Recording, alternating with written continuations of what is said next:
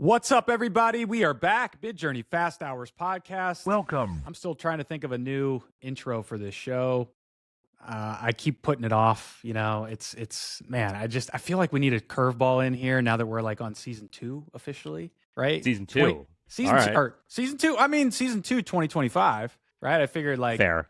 yeah, you know, just like a way to break it up. But we gotta come hard with that. I gotta think on that a little bit more. I haven't had the mental capacity, but dude, super excited to be back. I love that it's just you and me on this one. Yeah. Feels long overdue. I also feel like today you and I have been chatting a lot like throughout the week. Not that we've had a lot of time to chat either. I mean, we've both been slammed, but the one thing I think we both have been excited about is mood boards. Let's come back. Let's come back to mood boards. We talked about it a couple weeks ago. We were still trying to figure it out. It was brand new.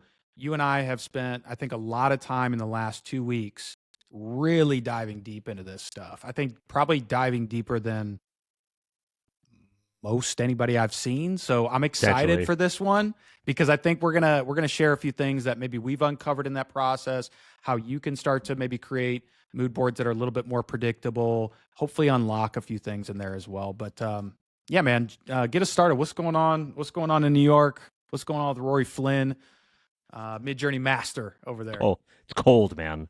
It's so cold and good because then I can lock myself and lock myself in and do this stuff. But feeling a little grizzled right now. You look a little grizzled. I'm looking a little grizzled. Not like you, but grizzled. I got a wedding tomorrow, so I put off the haircut an extra week to try and keep the fade tight and keep the beard manicured. When that happens, I start to look like a homesteader out in the in the Alaskan wilderness. But you know what? That's the kind of person I want to be trapped in the wilderness with, though. You know, that's who I am at heart. That's my soul. I believe that. Dump me in the woods and let me let me move.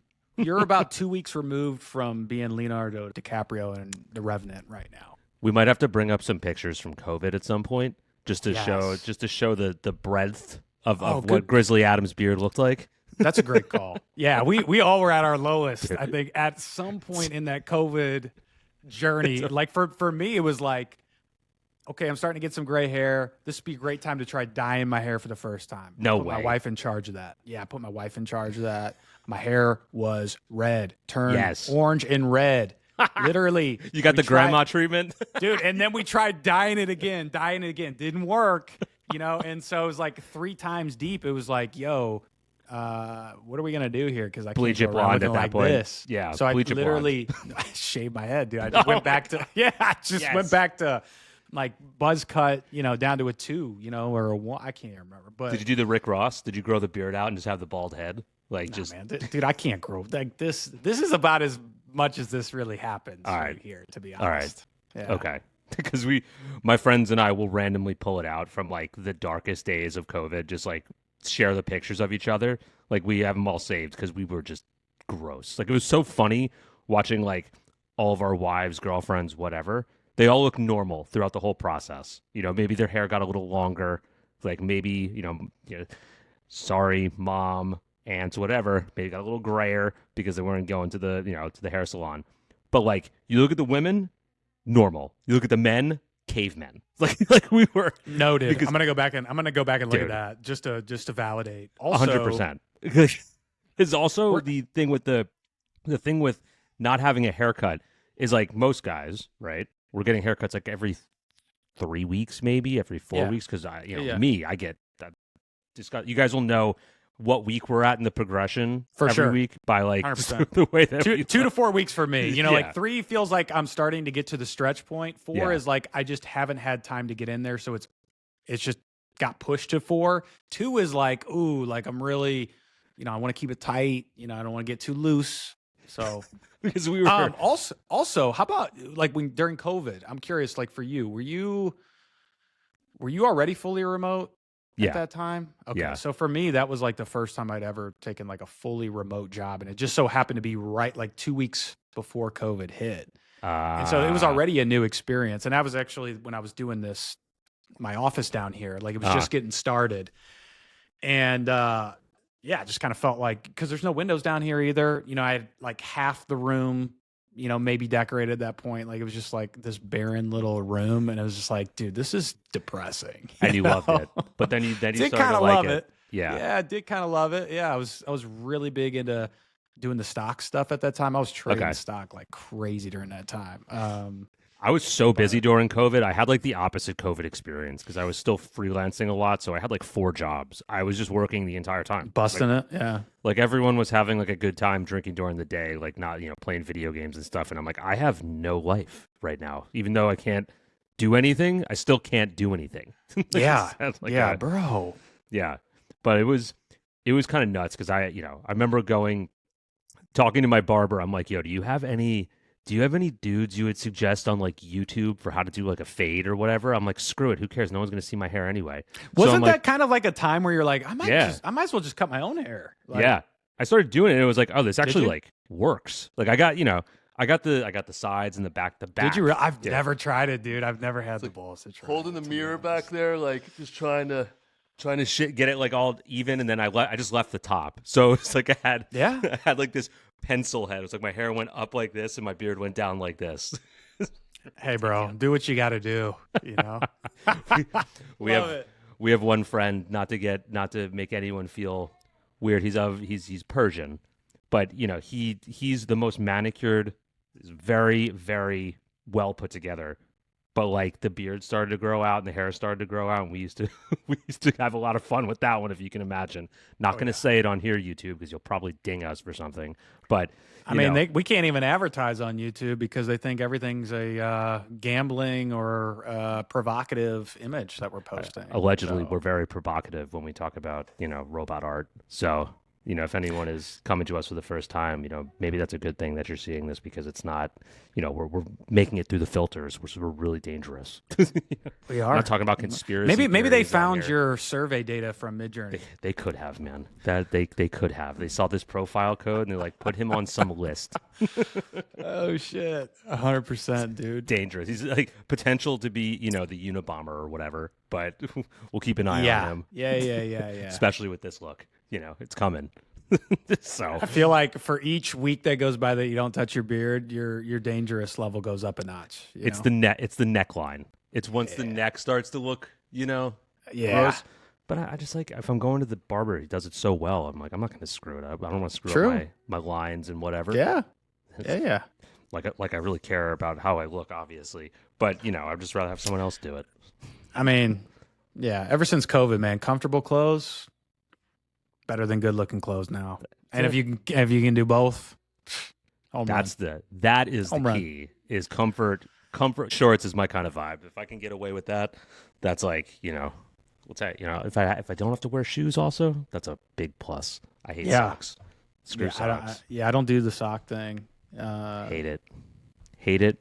But dude, it's like it all changes when I've realized that I wear like 2 pairs of sweatpants out every morning. That's about it, because I walk my dog and I have to go run around the field, and they get wet, they get dirty. I'm like, why do I even buy new stuff at this point? It gets gross. I know. Yeah. I have like dog walking clothes and then like normal people clothes. And then like dog walking clothes and shoes. What are we People must think I'm doing? like homeless. Because, out there in the mud, I'm saving shoes until they have like holes in the bottom. And then I have like the issue of, once I have the holes in the bottom, it's like, I got to get a new pair of shoes to go destroy them. So I'm like, Amazoning $15 sneakers to go destroy. Because you always got to have that crap pair of sneakers in the arsenal. Okay, before we get into this, I want to know, like, are there decent sneakers you can find on Amazon? Oh, yeah, dude. Like, really? If for $15 for something that looks passable. Oh, you might want to send me that. Because, like, we all have the shoes where you got the nice shoes where they're several $100. Yeah. Those are cool.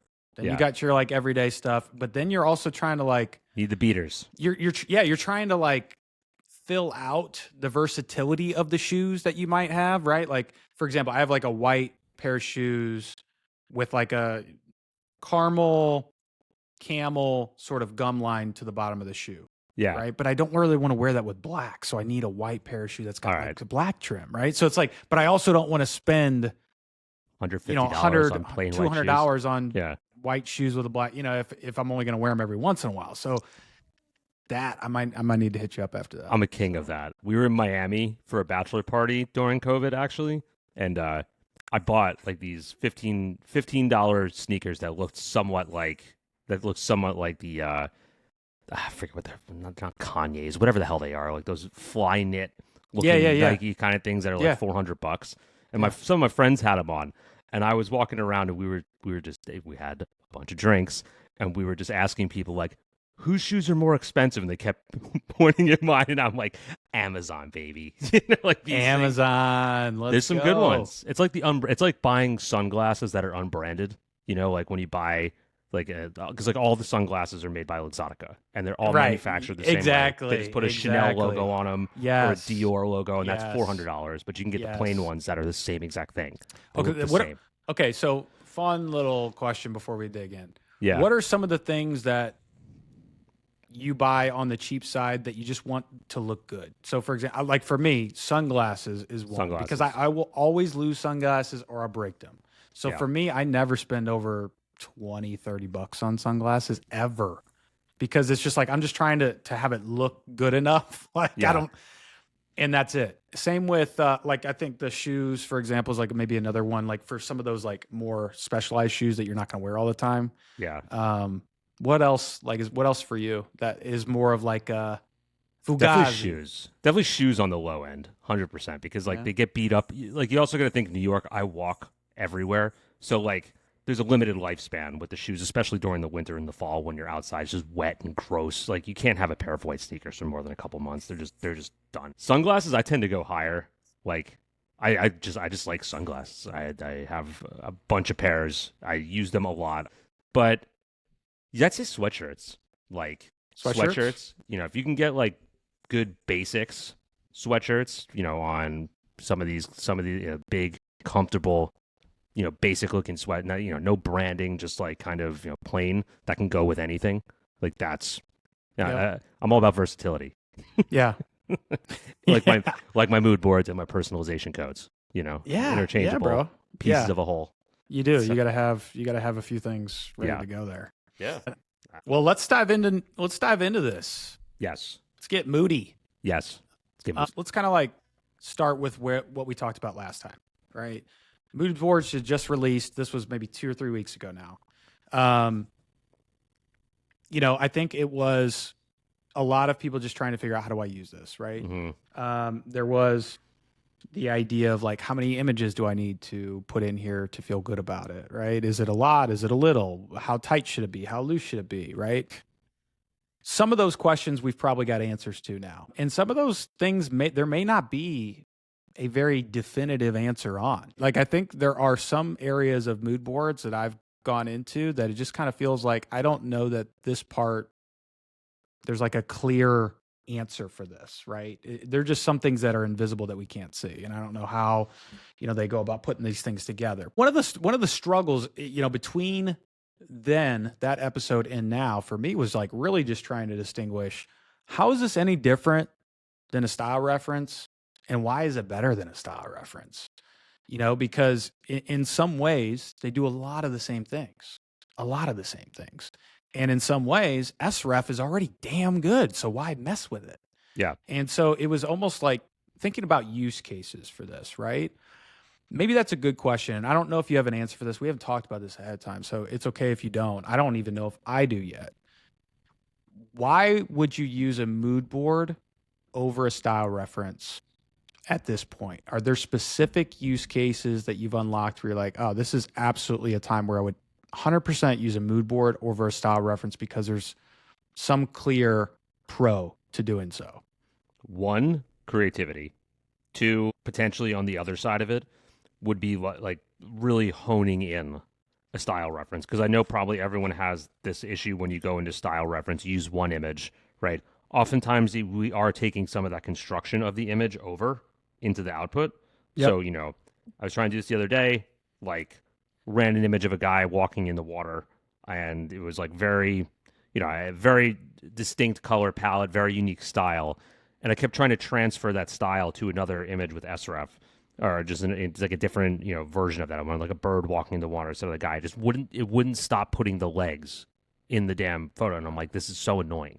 So like even it doesn't matter if I was doing the style weight. Like then if I drop the style weight down because the style was so strong, then it would start pulling in like a different aesthetic, and that's not what I wanted. I wanted to keep it tight. So to me, what I've noticed is if you're using multiple srefs, let's just say, because I use this a lot, where if I had a good style and I want to sort of get a little bit more variation in the prompt that I'm trying to do, like if you're trying to create like a mood board or something consistent, and I'm adding like 4 or 5 srefs in there just to give it some variance, right? I think it just takes that like sort of curation process and trims it down. So instead of me having to put 5 srefs in there, I can put 5 srefs in a mood board, and then you're going to get like a. You don't have to worry about it ever again. You don't have to go back and track down that exact prompt and pull back. Yeah, sure. Yeah, that's a great point. And it's sort of like a mashing of all of that instead of having to add individual style references, right? So, like the other use case that I've just posted about on LinkedIn the other day and Twitter was like everyone complains of, I get so many of these people in my DMs like, why doesn't Midjourney look real? Like everything looks like, can it be more like Flux? I'm like, great, yeah. I mean, yes. I don't think Flux looks any more real than Midjourney. Do you? Personally, I don't either. I see Flux image. I could tell it's a Flux image right away. Like I know which one's Midjourney, which one's Flux. So yeah. My little hack for that was I just went and uploaded a bunch of my iPhone photos into a mood board, and it looks like a goddamn iPhone photo now. It looks as real as it could possibly be, and like as indistinguishable as it could possibly be. So same thing as like an SREF, right? Like the less images you have, there's a lot of variables at play in this. This is my sort of theory here. So, basically the less images you have in a mood board, just like the less SREFs you have in an image, the more tight and like very constrictive that style is going to be. The more you add, the more variability you get. Yeah. But if you add a lot in the same exact style, then you're going to create a really good like style aesthetic mood board. Yes. So yes. Use one image that's maybe like a stylized in a very specific way, like the one we went over a couple weeks ago, my black and white. If I just did that with one image in a mood board, I'd probably take a lot of that image construction in the outputs, like whatever it was. If it was a cow's head, you're probably going to have some sort of cow influence. But if I added 30 images with all different sorts of people, perspectives, environments, whatever, but it's all exactly the same style, then start to apply it that way, then you're going to get stuff that's, not pulling in everything from the images. So, because I noticed that with the real images, right, when I was doing it, if I put pictures of my face in there, like if I had like 10 pictures of my face and then like 20 pictures of everything else, the people looked like me, right? So like the people that I was generating off that mood board looked like me. So like, oh, I can't do that. I need to do like random stuff. Yeah. So it's not like too tight. But that was like a really, there's like a, I don't want to say a science to it, but it kind of just depends on what you're looking for. It kind of is though, like because there are no hard and fast rules. Mm-hmm. And I think that's the case with a lot of the Midjourney stuff. But that those no hard and fast rules means that there may not be no hard and fast answers. Like there's no definitive right or wrong. I was thinking about that too. I was like, is it more that there's a wrong way to build a mood board, or is it more that there's a right way to build a mood board? Because I think there's more of a right way to do it and not necessarily I think it depends, right? Like this was like the first part of that was like, do you want it to be creative? Like if you just want wild looking visuals, put a bunch of different stuff in a mood board and then just generate, and you're going to have some really cool stuff. But if you want something for like branding purposes, like I want to create something for my company and I want to use like a very specific, or I'm an agency and I have a very specific client, like you could go in theory, I'm not saying do this, go take like a bunch of Taco Bell images that are like on their social media, drop them in there, and then you'll have the Taco Bell style, right? Like, and you can generate that over and over again. Yeah. So, the style and aesthetic and things like that, it's going to be, much easier if that's what you're looking to do versus going on the broader creative side where you can get really wild stuff.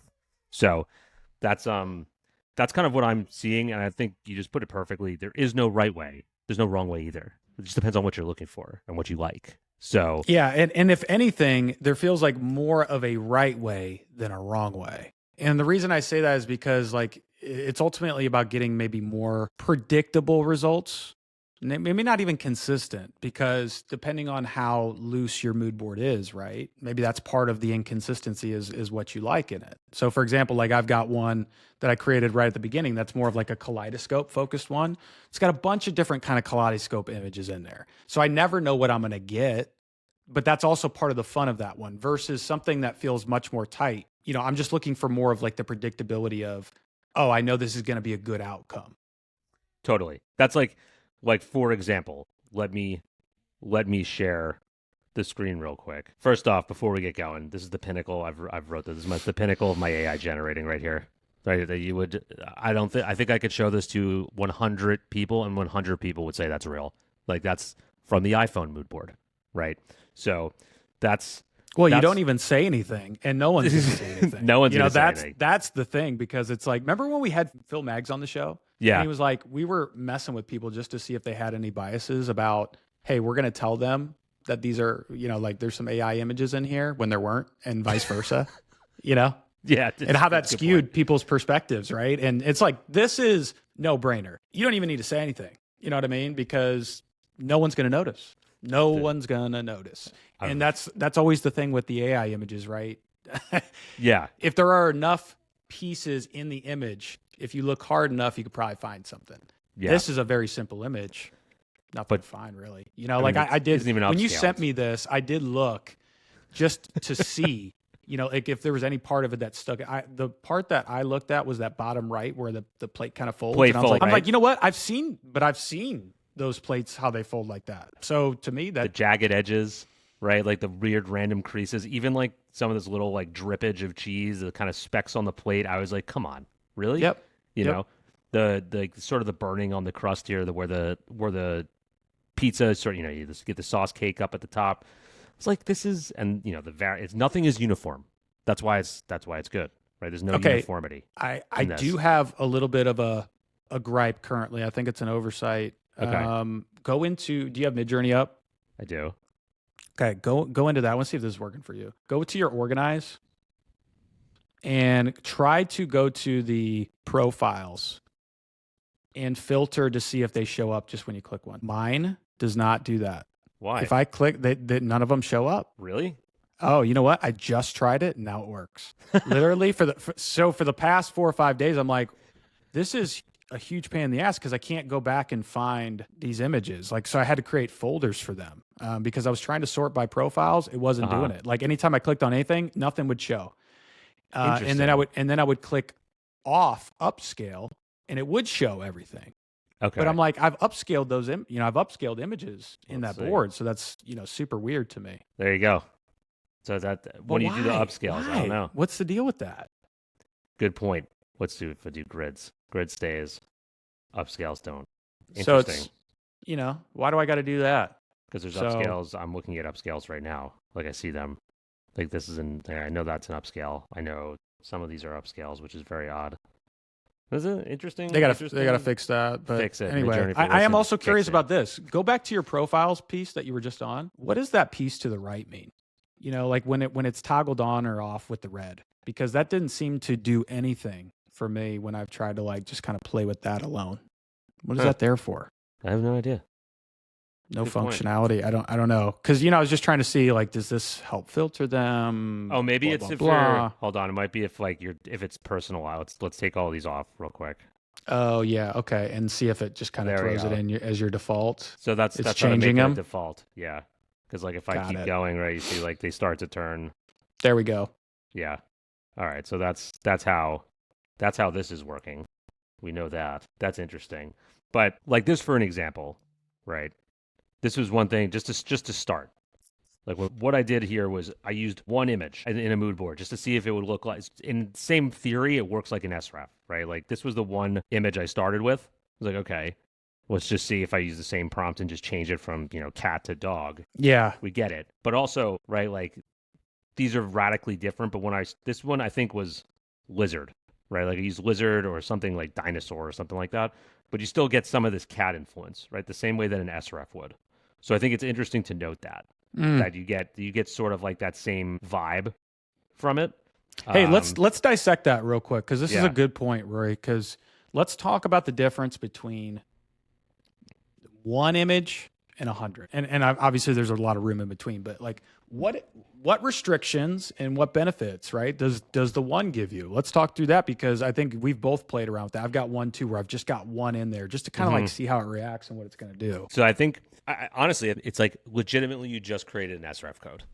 That's it, but it's one image. So it's just in one sref. So the same way that it would function, you might need to play around with the text prompt a little bit, but you don't have as much variability as you would with like style weight. So it's kind of just you get what you get, right? Yeah. So I think that's sort of what's going on with this one piece when I do the one mood board. So or that the one top image mood that board. top left was the one that's in the mood board, right? That's the one, right? And Okay, then so these are so just that's changed. interesting too, right? Because you've got, let's just kind of like assess this for a second. Okay. There's no white on that cat, No. but it applied white on the dog For So whatever that's reason. That's kind of interesting. So let's dissect that. You've got now in the cat image, you've got deep black, you've got like a gray, you've got that like sort of neon red, and you've got like that white.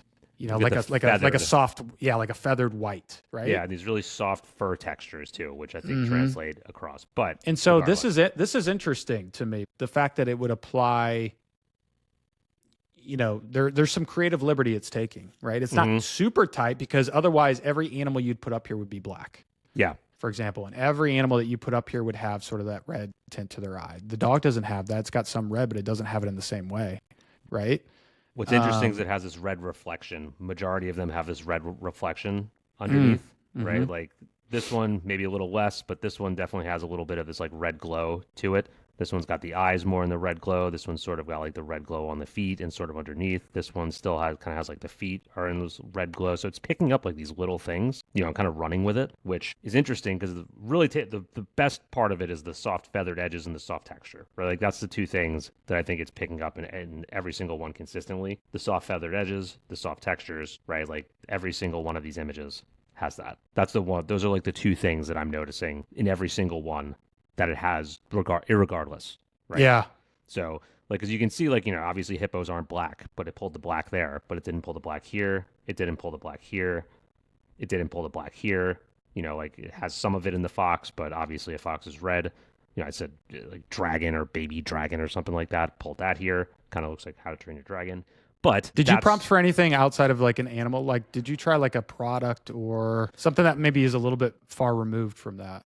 Let's give it a whirl. Yeah, let's give it a see what whirl. we got. Let's take this Just because I'm curious to see like how tight that stays, within that. Because I'm looking at mine too. So I've got two boards that I did with just one image, kind of testing that same thing out. I've got one that's like a more of an abstract art style, and Let's see. that one's got a lot of flexibility. Whereas another one I've got that's Potted plant. Let's do a skincare bottle. Let's do a Lamborghini. Let's do a mushroom. And then we'll just hit enter. Let's see what happens here. yeah, I've got like a Bauhaus one that just it keeps the colors, but it's not as flexible as the art one. So Interesting. So we're seeing a lot of the same stuff in terms of the feathered edges and the colors, right? Like that's the one thing here. I'm noticing like this pulled in green. yeah, I was gonna say. Don't So know we why. didn't have there was no green No, so this at one all in the keeps it original image. this one to me looks the most, or this one actually probably is right in line there. This one's got like sort of that red glow against the white background. Are you surprised to see the green in there? Yeah, sometimes Yeah. it's very odd. Like this one, similar aesthetic. This one probably the most realistic in terms of that. Or in So terms then of it's the it's translation. it's got that green association to skincare, Yeah, definitely has that. right? This one's sort of got. I mean, this one looks pretty much to me. It's still got that feathered Yep. edge, the Yep. red, the black. 100%. And then, to see, dude, what did I do here that had to give me a skull with the mushroom? Is it Midjourney just? Dude, that one's sick. It's kind of sick. Like that guy. I'll see. This one took the cat. This one took the cat with the mushroom and sort of influenced it, right? This one again looks very much like it. But let me try one more thing here. Let's try. Soft kitty. Soft kitty. That was Name of the episode, Soft Kitty. let's just do let's try something else, like cinematic still of a mushroom instead of a white studio and see how much that affects it, because that might bring a whole new different look to it, which is why I think I'm using it as an sref in this case way more than I'm using it as a mood board, if that makes sense. So just like bringing an an SREF is we're probably doing this, and everyone's like, all right, well, it's just you're just doing SREF right now, but we're trying to figure out how much it actually pulls in first. So I mean, this one, right, then pretty much very similar in aesthetic, I would say. It's like doing what we wanted to, a little bit darker, a little bit less of the white studio, still a lot of the white though that we're seeing. So it's interesting because actually let's do a person cinematic still of a romantic couple. Let's see how it does people. And I'm sure this will look different in various aspect ratios as well, which I think okay, so this is a good point though, right? And this is where it starts to maybe become a little bit more strategic and complicated in the sense of how versatile your mood board can be across subjects, across styles in terms of like the type of photography it is, or if it's an illustration, but that part of it. So for example, you really like this, but maybe you don't, it doesn't do well on people or whatever, right? Like are you going to try to then go back and update your mood board to accommodate for that? Or do you just say, hey, look, this is what it is, super tight, very specific use case? So let's try it in 3-2, and then let's try it in 2-1, right? Because I think what I've been doing is I've sort of been starting with that one image and then be like, oh, okay, does it work? No, great. Like, oh, I like the way these people look here. Let me add that.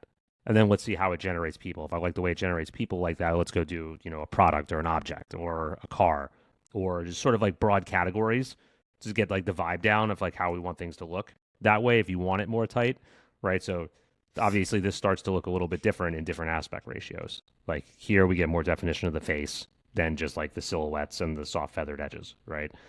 Same thing with right here. This looks totally different, these, than they did in, down here where they all look pretty much similar in this 3-4 or 5-6 sort of alignment. So, it's interesting how the different aspect ratios play on it too. Because like I've noticed that. It feels like a lot of what the mood board's trained on, like it's also pulling in some composition as well. What's your thought on this? This has been on my mind a lot. Running just the mood board or mood board with personalization stacked? Oh, what do you getting better results on?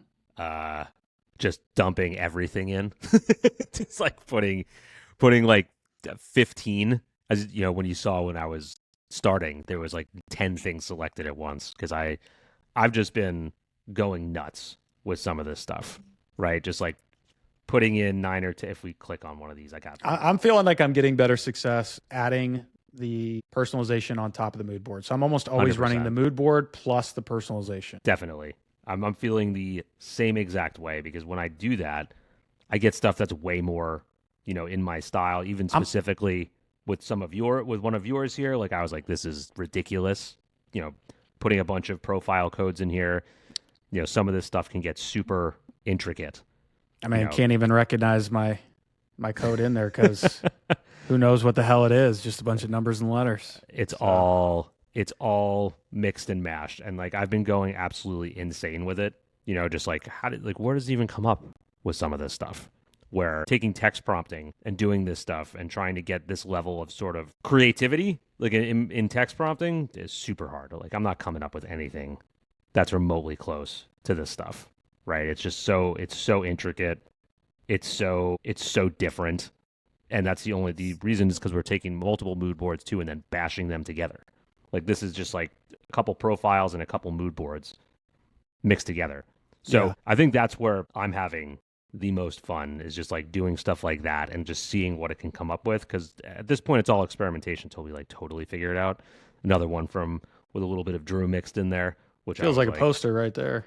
Yeah, that's what I was hoping for. This one feels like something that you might have. That's pretty dope. And a little bit less of a little bit less maximalism sort of stuff, but I haven't been able to create images like this in a long. Like I haven't gone down the rabbit hole and been like I'm up at 10 o'clock at night just hitting go R10 R10 R10 R10. Probably generated like 10,000 images in the last week. Just I gotta check where I'm at. I'm pretty sure I'm over 2 now. I'm pretty sure I'm over 200,000. 200? Sure. Did you really hit it? I think so. Yeah, I gotta go back and look. What I've realized now is probably why I hadn't prompted for just creativity in a while in terms of just like, I'm going to do what I want. No agenda, no post, no, like, I'm not doing this to Right. like show something or create like a Right. video. Yep. And I was like, oh, I use vary way more when it's a little bit more ambiguous in terms of what I'm looking for. I There you use go. Okay. upscale, remix a lot more when it's like, oh, this is cool. Let me keep going with this. Instead of just like, I need a shot of a person doing exactly this to then like put it into a video generator to then go generate. Yeah. Yeah. Right? I would say So, like for me right now, man, I think very strong might be my most fun one to play with because like now the subtle vary has gotten so subtle. I rarely use Doesn't it have unless it's like, hey, I really like the look of basically everything here, but maybe I'm just hoping for different eyes or different lips, or yeah. whatever, right? Like just that small little 1%. But I'm loving the very strong because it's like, oh, I like this image. Uh-huh. I would imagine, just based on the composition, the colors that are here, whatever, that if I hit very strong a couple times, I'm going to see some more bangers in here too. And that's usually been the case. So I think like that's been really fun for me to play with. Let's go back to the 1 image versus 100 images thing. Yeah. Right? Like that argument. Because I've also gone the other side. I've got several on here I'm looking at that have 92, 100, 95. Mm-hmm. 87. Yeah, and so I'm thinking about, okay, so what was I trying to accomplish there? And now I don't think you need that many. First of all, I don't think you need that many. I've got one. So I sent you that Lake Como one, for example. Very nice, by the way. Really I like think there that were 12 images in there. Okay. 12, right? And so like for those, my process there was, I'm just looking at these again. I took these images, put them into Magnific, upscaled them to the highest resolution because I also wanted to see if that had an impact. It does.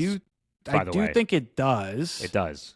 Because I pulled in V5.2 and V6 images, and they started generating a lower resolution when I was doing just mood boards based on that. So I was like, these need to be upscaled too, to put them in there to make them more crisp. So like I think that's an interesting point to note. Also, if you're going to go more than a handful of images, so I would say like a dozen or more, the thing that I'm doing, and again, I don't know if there's a right or wrong, we're just sharing our learning. So the things that I'm trying to keep consistent in that mood board: colors, style, and probably lighting. In a lot of ways, those kind of interconnect too. So I'm trying to keep that relatively tight. Meaning like for Lake Como, like I definitely wanted to use blue and I definitely wanted to use orange, right? It was like that orange and teal combination with a little bit of green in there. So every image that I put in, I don't know that they all have green because that's sort of my secondary color, but they all have orange, they all have blue. Every single image has blue, every single image has orange. I would say half the images have green. I think that's important because, right, like, again, this goes back to reverse engineering your outcome. What are we looking for? Do we want one to be more creative that can just like we put it in there and it generates in like our own sort of crazy style, or we want something that's tight and generates consistently every single time, right? And I think it depends on like the Lake Como one, photography, right? So there are a little bit different rules based on that type too, right? Like the type of imagery that you're putting in there. So for photography stuff that I've done, what I've tried to keep consistent: color, style, lighting. The thing that I'm adding for versatility within the mood board, especially if I'm going a dozen or more images, I'm trying to get different camera angles. Okay. I'm trying to get different objects. Yep. So, if I want to use people and objects and things and, places, then I'm making sure that those are a part of it. If it's people, I want different poses, and then composition. I want different compositions, right? So maybe I'm going to get something that's aerial view. Maybe I'm going to get something that's macro, right? Like, I don't know if you can hear them. Sorry, but oh, you're good. That's just she just went nuts.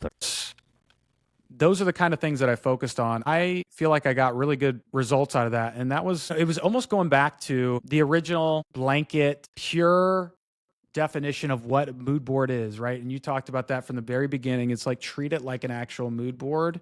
And that also helps, right? And so what you do with a mood board is you're putting together different types of shots, but they all are interconnected, right? From the visual or the aesthetic component. And so I think if you can't remember all those rules within that, just remember that, because that seemed to me to really start generating another level of high quality aspect to it. So I'll just kind of like poke in here real quick.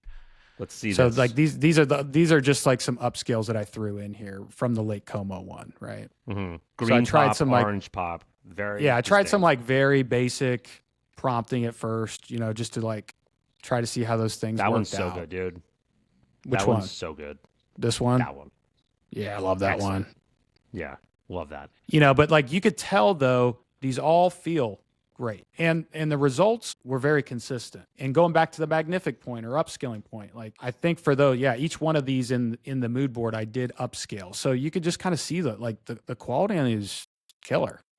So that was my learning, with that. And then I kind of like tried to apply that in the future to other styles. So this one's more of like a contrasty, everyday kind of like photography. But this one was interesting too, because I trained this one on images I took as a photographer. There we go. So like now going into like another way to unlock different components of this, like I've already got images. They're already high quality. Let's throw those in here. And for this one, this was like a one that was closer to like 90 images. But again, I wanted to make sure the color was tight. I wanted to make sure that like, things like contrast were the same, right, throughout. Like I didn't want things that were faded on one and then had deep blacks on another, right? I wanted to make sure that they all had the deep blacks, like for example. So there's I think there are different rules is what we're saying, based on the number of images, whether you're going on the low side or the higher side. There's also a huge variable in terms of how flexible do you want this mood board to be, right? Is this a mood board that you're going to use a lot of the time or for very specific use cases? And, I think it's super intentional. Let's put it that way. It's intentional. Yeah. There you go. I think intent's like a very good way to put it. Like, let me share. Because I have extremes on both sides. I have like extremely, extremely tight, and then I have very, very broad, right? Yeah, go for it. So this one, I'll show this one real quick. I'll come back because I think that like the one you just did is like a great example of a blending of both, of having like a very tight style, but having broad enough to get anything you want. Like I think that one's like, if there was like a bell curve, I would say that one's right in the middle. Like as good of like a construction and thought process as you can do to basically build an entire style, if that makes sense. You got me on the infinity screen right now. Oh man, my bad. So people are seeing my forehead like 50 times. So lips are like overlapping too. So appreciate that. Also though, that's a great point. Like that second one I showed has a lot more versatility because there's more images in there. I've got different camera angles, and because of the number of images, I've really switched up compositions, poses, objects, people, places, things. Versus the Lake Como one, you kind of feel like has a little bit more of a specific vibe to it. Not that it can't be applied, right? But the color and the style of that anyway, along with the consolidation of like a dozen or so images, that feels like a much more specific use case. 100%. And that's why I'm saying like this one would be something that I would say is really tight. Like I use these all as SREFs to kind of create the same exact style, where a lot of it is very gritty, super super black, super white, wooden or like super grainy textures, right? So like this one, and there's how many in here? Probably about like 18 or 20.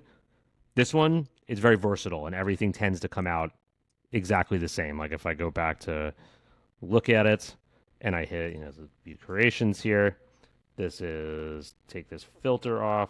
Sounds like both of our dogs are having a good time. Yeah, everybody's here today. So like everything generates pretty much in a style that looks exactly. So I created this almost like an SREF or like a SREF code. So it would just be like very similar every single time. Now the difference here is like one, like where is this ethereal one? So this one, 30 images, I have, X-ray vision, sort of silky textures, harder textures, like these glitchy, sort of exposed effects. Like there's all these different sort of variables in here. A little softer, a little more electric. Got some more finer grain detail, right? Got a little Japanese movie poster in there for you.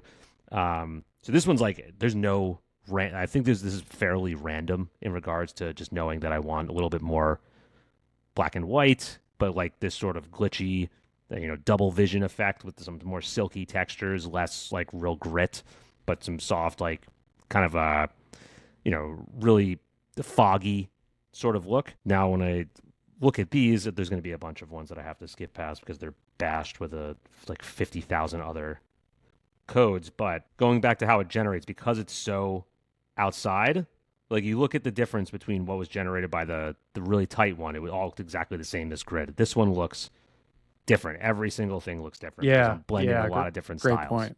You know, like this looks very different than this. There's not a very similar. This one, again, like radically different than something that might be more like this.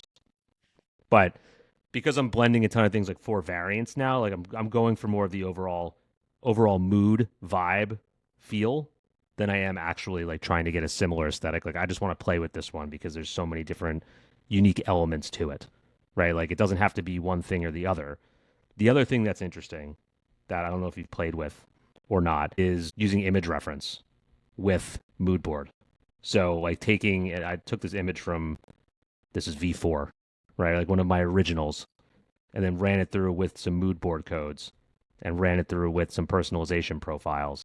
And it's like, all right, we can breathe new life into some of this stuff with a lower image weight and this. So like I've been like obsessed with this stuff too now, using images and then sort of SREFs too in the same way. But it's very, you can get super creative with it. There's no end to it. Like I keep finding just a variance in style that's kind of mashing all these elements together. Yeah. I don't even know how this one ended up that way, but you know what?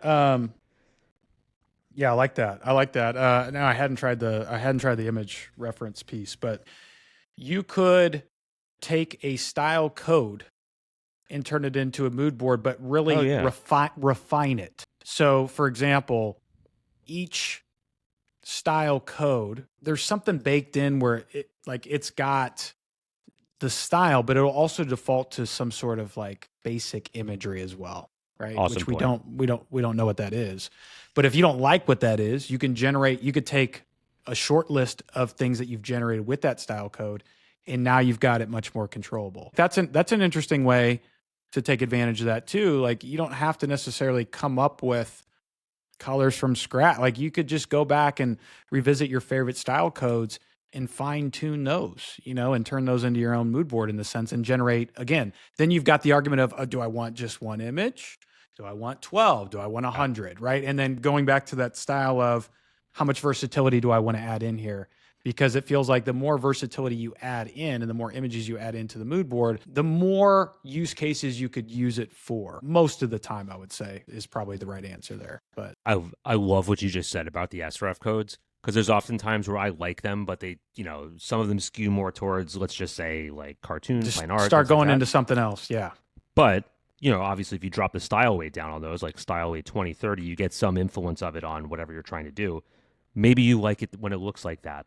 So you just, you take you just prompt a bunch of things at style weight 30 that you like, and then you put it in there, and then you have basically your own style built off a style code, which is, I think what I've been doing a lot is stuff like that. And then it's kind of like mood board feeds a mood board. And, now that you can bash all of them together, like I've been bashing them together. I've been doing these like Japanese movie posters and things like that are crazy because I'm combining like 7 different mood boards into one. And then if I like those outputs, I'll just create a new mood board with that, so I don't have to keep attaching every single profile every time, or like reprompting. There like you that. go. I think that's another great use case too, right? That's a pain in the ass to keep attaching 10 to a dozen things. Yeah, right. But you can get 10 to a dozen things to get to one thing and create a net new. So it's awesome. It really is. See, we're getting, because this is, I feel like mood boards, this episode needed to happen because there are so many people just in silos playing around with it. And I'm not sure I've seen too many people really educating on it yet, their findings. Yeah. And that tells me that it's tough to figure out. So here's another thing. The same way that I use profile codes. Like I have a profile code that's my global, which is just like I am overly selective with what I choose in my liking for that. Like I'll skip 15 images and then like one, Then there's one that I have for a custom profile code, moving away from mood boards, going into personalization. I have my global profile. I have one where I rank everything, irregardless, even if I hate the images. I have one that I've built for softer textures because my profile code is so harsh that I have one that's just like very soft. And then I have one that's a little bit more like, let me just go and sort of like kind of things that I don't like, normally, things that I wouldn't select. Yeah.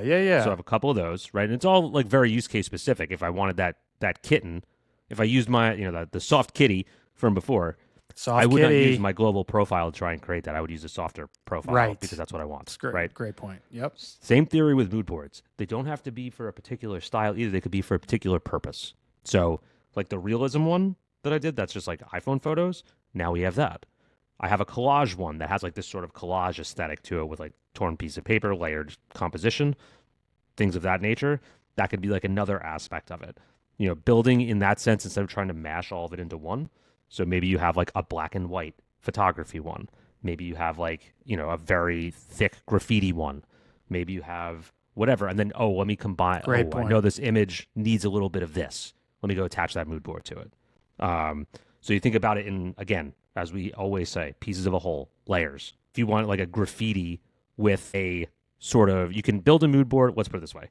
Maybe you want like graffiti on like an ancient sort of environment. Like, which two things just don't make sense, right? There was no graffiti in ancient Greece, right? So maybe you're creating a mood board. Cool idea, by the way. Yeah. Yeah, for Greece, and you're creating a mood board for graffiti, and then you mash them together separately instead of trying to do it all I'm in glad one you mood said board. that. Yeah, I think that's a great point that we absolutely have to touch on because there's so many different micro decisions even in here, dude. Mm-hmm. Like, I mean, we've already talked about it. Do you add a lot of images? Do you add a few? Mm-hmm. Do you keep it super tight? Do you keep it loose? Do you use one? Do you use multiple? Like, there are just so many different decisions.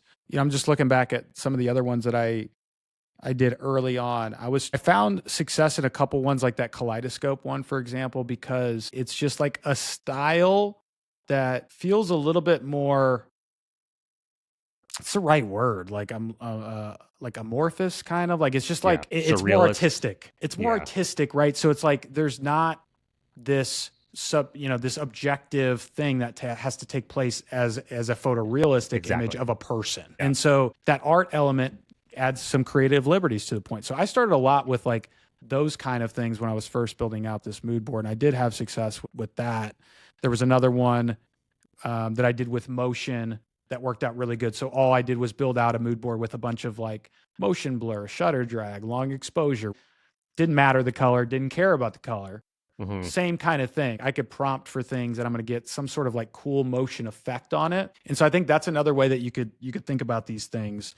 If you don't care so much about the color, think about an effect. Chrome isn't the best example, but I do have like a mood board that's just Chrome. Obviously that color is very specific, but like the background that Chrome could be on doesn't have to be specific. Maybe if I'm not doing everything that's super literal, it doesn't necessarily have to be, exactly, to the T from a photorealistic standpoint too, right? Mm-hmm. So it's just like how much of an art, perspective are you shoving into this mood board as well? Because I think that could also be a decision-making thing that you're thinking about when you're going about it. I think you can also treat mood boards like tokens as well at this point. Like I've noticed that. There you go. Yeah. I don't know if you remember, like going back a lot of episodes where there was, when I was go back to some of the image prompting I used to do when we didn't have style references, where it was like I wanted like this person's face, but I wanted like a very specific like neon pattern that I generated. But then I also wanted sort of like a cellophane reflection and like wrinkle to it. And then also like this metallic sort of craziness that I wanted going on. I used to basically image prompt all three of those things in with a text prompt to get like a blending of it all. So you can do things like that too, where it's like, all right, here, cellophane style or, metallic style or and then like you just attach that mood board in there. So you just get it every time. Like if you use something like that for pretty often, I would just consider doing it, getting a bunch of images that if you like the cellophane or like the light refraction or the things that you're talking about. Exactly. Like more of the effect or like that to me is another unlock. It's just like if you've got a certain effect that you really like, right? Like that's a perfect, like that motion one. It's just the example I have. That's a perfect example because it's like motion can take shape in a lot of different ways. It can be on any kind of thing. There's no necessarily right or wrong motion, you know, per se, in that sense. So yeah, like those kind of things, I think shortlist as well. The other one last thing I was going to bring up too, and I think you did this also, but like one other mood board I created was just from Style Tuner. Went back to Style Tuner, went back to a group of images that I created that I still love to this day. And then, yeah, through, it looks like maybe like 12 images in there. You know, I just kind of like shortlisted that, picked those, and those worked great. Like maybe I'll show this one here. Share them up. I miss Style Tuner. Yeah. God, that feels like very nostalgic. It does. So this one was actually like a mix. So these this top row were all generated in V 5.1 or 5.2. I don't know, but Style Tuner. And then I used these as like the base 5, and then I added additional ones in after I created from it, right? And said, okay, these are good interpretations of the style too, because obviously, you know, now I'm getting better image quality as well. So I actually didn't use Magnific on these, but I could have, right? I could go back. The reason I didn't really care about this one though is you'll see it's kind of like a more like a softy, dreamy kind of thing here. Which Midjourney works feel well like with. Super important. Like the upscaler to me for things like that work better in Midjourney than it does in Magnific. Like if you have that soft look, like I think that's a great point. I think that is true.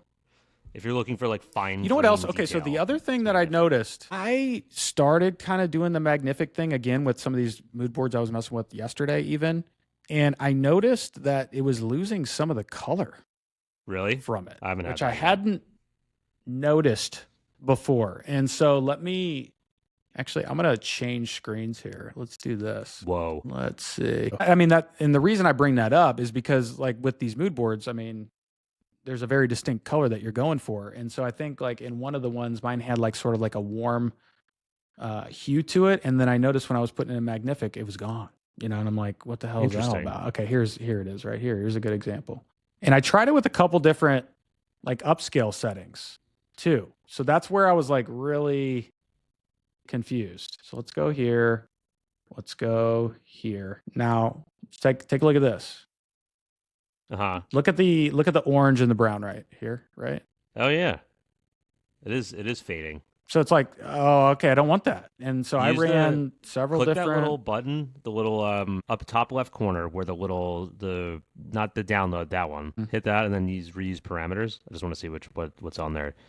2x film and photography, creativity, -10. That could possibly it. Sometimes with this, this wasn't though, because this I had at 2 and 3.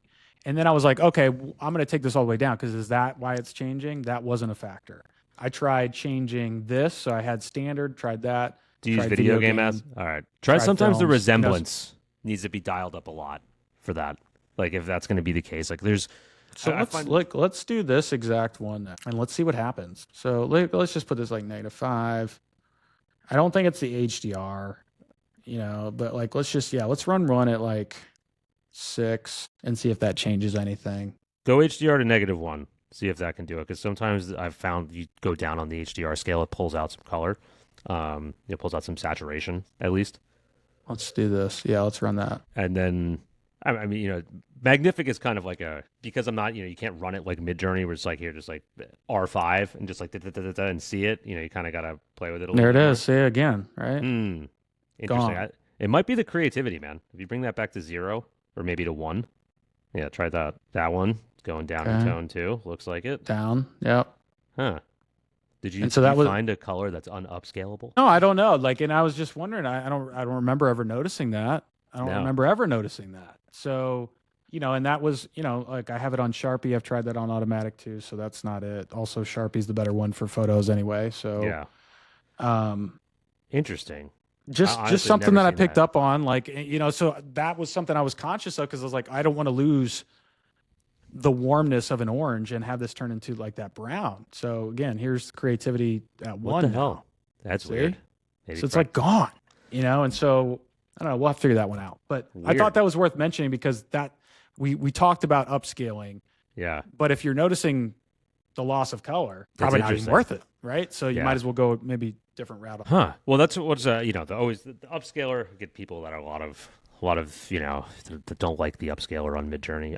I personally don't hate it anymore. I don't to. hate it. I think I used to, but like going back to the decision process for me of when I use subtle or creative, whatever it is. It's subtle, I'm using it for a person. If it's a face, if I can see their face, or if I like everything about a photo and I don't want anything to change, subtle.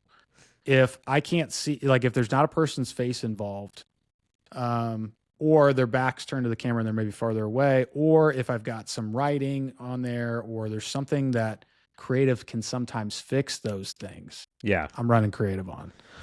That's my thought process. But I gotta show you this because I thought this is a small detail. Maybe people don't like this. I just thought this was kind of crazy that that Midjourney interpreted text like this, which I've been running a lot with magazine or like magazine page or cover, things like that. Like text here, you can see it's all pretty flat, right? Like it comes in sort of looking like graphic design layered on top. Everything is sort of flat, regardless of how much else is going on in the image, it's all coming in. This one, where is it from here? This, where it sort of layered it in 3-dimensional space, I was like, whoa. Like, you have these like digital looking. Yeah, it's bending. Text, and it's like, it's coming out at a different dimensional plane than it has the feathered. It's got a foreground and background. Yeah. Yeah.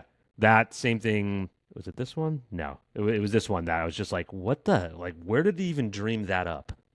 You know what I mean? That to me was so nuts.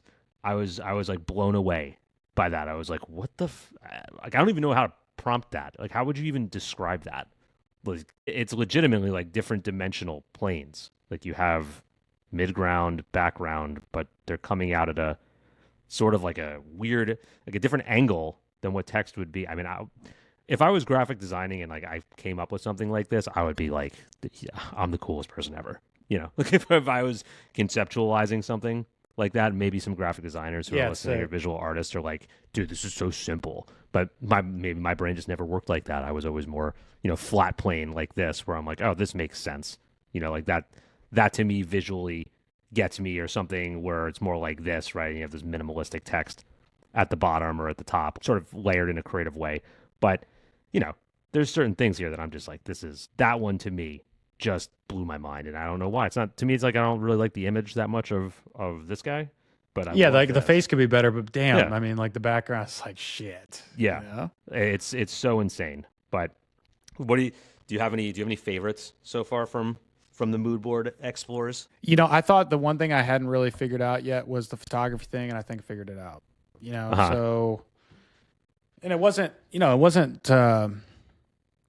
overly complicated either. I mean, it was just like going back to how should I fill out this mood board? How should I be thinking about it, right? Mm-hmm. And so I think from the photography stance of like photorealism, you just got to make sure that they're high quality images because the fidelity matters a lot when you're trying to do photorealistic stuff, right? Let's just put it the way it is. Whereas art, it's a little bit more interpretive. It doesn't matter. So, when Moodboards dropped, I went a lot heavier on the art side, just like the effects side. And then, I would say in the last week, really going hard into the actual photography, cinematic stuff, et cetera. So, I mean, I think there's definitely something here that I'm really liking. I haven't played with mixing mood boards since I originally had access and didn't, and now I do again. So it's been a while since I did that. They seeded you. They seeded you a capability that no one had. What was that all about? Yeah, I don't know. Maybe they're throwing you a bone. It was wild. Like, dude, go ahead, have fun. Yeah, man. Overall, though, I think we shared a lot of really, really good info on mood boards. I don't think I've seen too many people talking about this stuff in depth like this. So hopefully you guys found this piece valuable. I'm thinking maybe we should wrap up with just kind of like office hours, some of the things that we've been hearing, updates, blah, blah, blah, blah, blah. Because let's do it. We mentioned this, very anecdotally at the end of last podcast, but V7 is not coming until February. Probably not coming, I would guess, till mid or end of February. Something with the training data. But there was something that David mentioned in the last office hours. I know you were on for part of it. I was on for part of it. I don't know if this was part of the overlap, but he mentioned we're going to have more changes in the next 2 months than we had maybe all of last year. And I thought that was like the one thing that stood out. I was like, damn. Because everything at once. Because you think about it. Let's talk about this, right? Yeah. V7. Okay. But yeah, it's a new model. But so what? Consistent characters. That's a big, big thing. That would be the one thing that you could maybe say Midjourney is getting smoked by other platforms on. Okay, you fix that. Wow. Okay, that's a big change right there. Also, they've re-engaged with 3D, and it sounds like it's a faster path to get there than they thought all of a sudden. And I don't know what the hell they happened. saw Korea do it, and they were like, "Oh wait, shit." They had some sort of yeah. They had some sort of breakthrough where all of a sudden this is back on the radar, and all of a sudden this can be done very quick. So that's coming soon. You've got video coming soon. We'll see about soon. We use soon loosely here. That's video, true. That's true. Soon has been 6 months for video. If we're talking next 2 months, if we're talking like from now to the end of Q1, yeah, you could make a strong argument that like maybe at the end of that period of time, you might have more changes than all of last year, because that also would be probably V7.1, which again will have like the remaining things that didn't make it into V7, right? Because not all features and capabilities are going to be right there with V7. So keep that in mind too. But you take that into consideration. I heard something about like an advanced editor thing coming. An advanced editor? Don't even need it, but great. Well, for what? Like what is the advanced editor that I don't already have? That's what I'm wondering. It's not zoom in, because somebody asked that, and it's like, yeah, we might do it, but it's not really high on there. I'm like, do it. Do that, because like you can crop in to a degree now with editor, but it depends on the aspect ratio, and it's not enough to where you could really call it a zoom in, Yeah. And so that part of it feels, like that could come. But man, I mean, we're talking some big stuff here. So the one out of the 10 minutes that I listened before I came back, and it was chaos in the question and answer period, David said one thing that I think is, I don't think they overhype stuff too much. When like I feel like they're pretty honest about what they say. Like when it's like, obviously like V7 coming soon. Regardless, coming soon, we don't know what that means. But like, there's always issues. But when they say something is going to be good, like typically they mean it. Like I didn't hear anything about like they were like, people will be excited about patchwork. They never said this is going to be awesome. But he did say that character consistency, in his opinion, right now, was a 4 out of 10, which I would say is a little bit generous. If you don't know what you're doing, it could probably be like a 2 to 3 out of 10. They said they're going to 9 out of 10 on this update. So I want to hold them to that from an accountability standpoint. But I have a feeling if they're that confident to say that on office hours, like you can't drop the ball then. You know what I mean? Like that's 9 out of 10 is like, I have a feeling it's going to be in the same style as Moodboards. I just have a feeling they're going to use that same functionality, to train in the same way. I don't know, but maybe we'll see. I think it's going to be very interesting. Mood boards, all this stuff's been interesting too, in terms of like, okay, I think if I'm an employee over there, this would be my speculation, but we talked about this with personalization. Before personalization, you could rank to help them. And it would also, you get a free fast hour here and there, throw you a bone.